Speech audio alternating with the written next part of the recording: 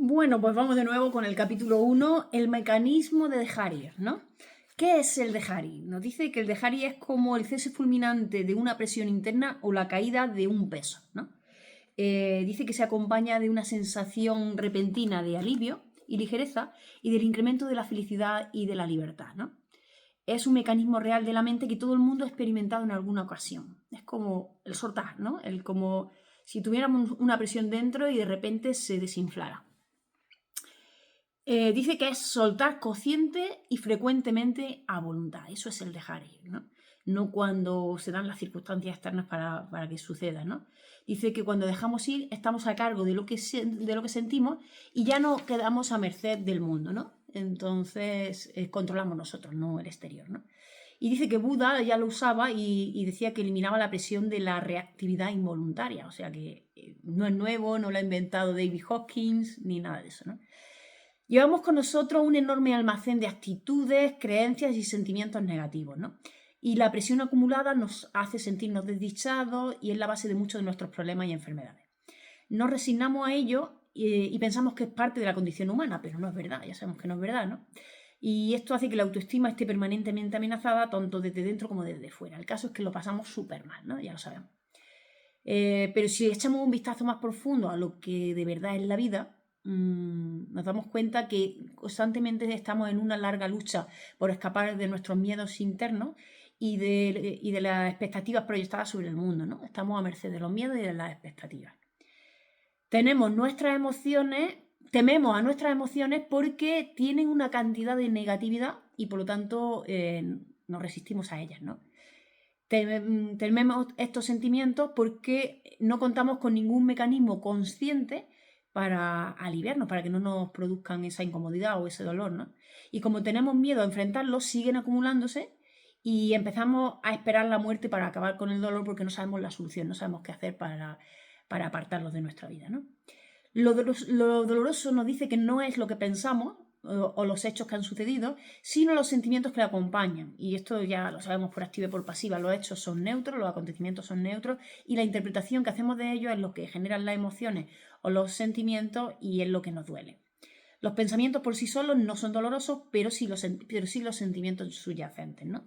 Y aquí hay algo que a mí siempre me ha chocado, ¿no? Porque como aprendimos con Lang, eran los pensamientos los que generaban las emociones llevaban a las acciones y las acciones al resultado, ¿no? Y sin embargo aquí dice que es la presión acumulada de las emociones lo que provoca pensamientos. Y bueno, puedo entender que es un círculo vicioso que si tienes un pensamiento primero que genera una emoción, esa emoción que genera, si es negativa, está retroalimentando más pensamientos de ese tipo. Eso sí lo puedo entender, porque te lleva a una acción y a un resultado que tampoco son positivos y entonces genera nuevos pensamientos negativos. Pero de entrada, que las emociones generen los pensamientos me chirría por lo que hemos aprendido y sigo teniendo las dudas, ¿no? Pero cuando lo dice este genio, pues será que es así, ¿no?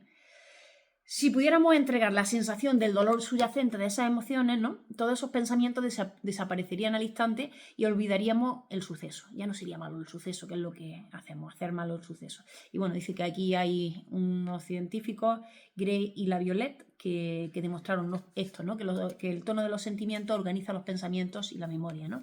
Y que los pensamientos son archivados en el banco de la memoria de acuerdo a los diferentes matices de sentimientos asociados a ella. Por tanto, cuando soltamos un sentimiento, nos liberamos de todos los pensamientos asociados, o sea que es súper poderoso. Podemos soltar todos y cada uno de los sentimientos en cualquier momento y lugar, y en un instante se puede hacer todo, continuamente y sin esfuerzo, ¿no? Cuando practicamos esta técnica. Por lo tanto, el dejar ir es estar libres de conflictos internos y expectativas, es dar la mayor libertad a quienes comparten nuestra vida, ¿no? Y nos permite experimentar la naturaleza básica del universo que, como se descubrirá, consiste en manifestar el mayor bien posible en cada situación. El universo no es malvado, no quiere que suframos, no quiere que estemos pasándolo mal, ¿no? Y luego nos habla de los sentimientos y de los mecanismos mentales que utilizamos para gestionar esos sentimientos. No sé por qué no le llama emociones, le dice sentimientos, ¿no?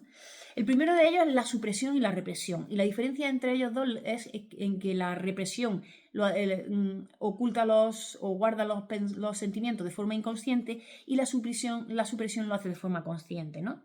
Dice que tenemos programas conscientes e inconscientes que llevamos con nosotros por costumbre social y educación familiar, ¿no? Y dice que la presión de los sentimientos suprimidos se manifiesta de varias formas, en irritabilidad, cambios de humor, tensión en los músculos del cuello y la espalda, dolores de cabeza, calambres, trastornos. Todo eso, esa supresión o represión se manifiesta en el cuerpo, ¿no? Fundamentalmente y en la conducta. Dice que reprimimos un sentimiento cuando nos produce tanta culpa y miedo que ni siquiera podemos afrontarlo y por lo tanto es lanzado inconscientemente pues eso, al subconsciente, al inconsciente. Los mecanismos que utiliza la mente para mantener el sentimiento reprimido son la negación y la proyección. Negamos que ese sentimiento existe y luego lo proyectamos sobre los demás. Es decir, decimos que nosotros no lo tenemos, que lo tiene el que tenemos delante, ¿no? Y dice que negarlo y proyectarlo normalmente son un mismo acto, lo hacemos a la vez y se refuerzan. Y dice que por lo tanto convertimos a los demás en nuestros enemigos. La proyección es el principal mecanismo utilizado en el mundo de hoy y dice que es el responsable de todas las guerras, los disturbios y los desórdenes civiles. Y además dice que tratamos de mantener nuestra autoestima a costa de los demás, pero ya sabemos que es una trampa y que no funciona.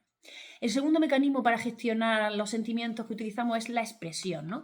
Y dice que aquí hay una gran confusión porque últimamente se tiende a pensar que si expresamos las emociones nos liberamos de ellas, ¿no? Pero dice que cuando expresamos las emociones negativas, permitimos dejar salir únicamente un poco de presión interna para que el resto del contenido siga suprimido. O sea que no es tan liberador como la gente piensa, ¿no? Dice que la expresión de un sentimiento, en primer lugar, tiende a propagarlo y darle más energía. O sea, eso de que lo suelto y me libero, no es así, porque lo propaga, ¿no? Lo expande. Y en segundo lugar, siempre queda una parte de la expresión que queda ahí en el subconsciente, suprimido, y se queda al margen, ¿no? Entonces, cuidado con eso. Y dice que Freud señaló que la supresión era la causa de la neurosis y posiblemente de ahí venga la confusión, ¿no? Por lo tanto, se pensó que la expresión era la cura. Pero esta interpretación dice que es errónea y que se convirtió en una licencia para expresar a costa de los demás.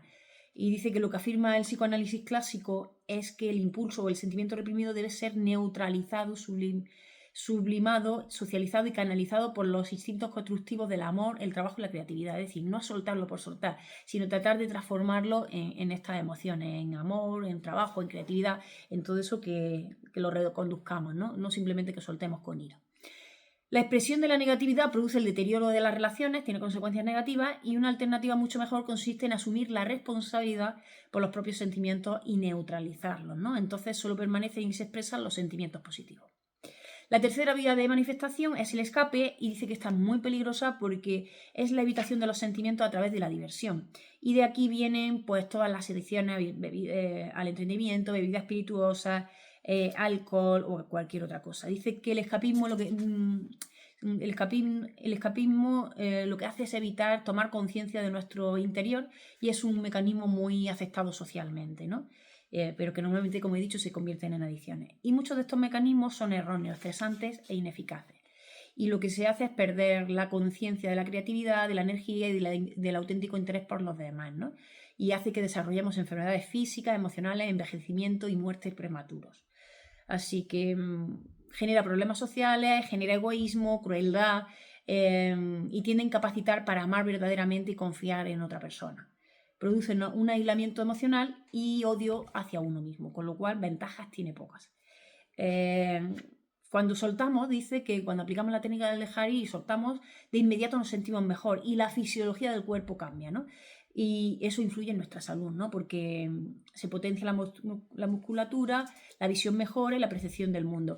Y incluso la percepción de nosotros mismos cambia para mejor. Nos sentimos más felices, más cariñosos y más relajados. Y por último habla de los sentimientos y el estrés, y lo que nos viene a decir es que el estrés no es causado por ninguna causa o circunstancia exterior, sino que se desata por un estímulo exterior, pero el origen es todas esas emociones que tenemos reprimidas en nuestro interior y que están tan acumuladas, tan presionadas, que llega un momento que usan la más mínima experiencia exterior para desatarse y salir, porque necesitamos aliviarnos de alguna manera, ¿no? Pero esas causas exteriores no son el origen, ¿no? Así que, bueno, esta básicamente nos repite que para el dejar ir la técnica del dejar ir ha sido probada científicamente que es muy útil y dice que habla más adelante sobre eso y, bueno, y dice que la tensión muscular es el resultado de la ansiedad, del miedo, la ira y la culpa.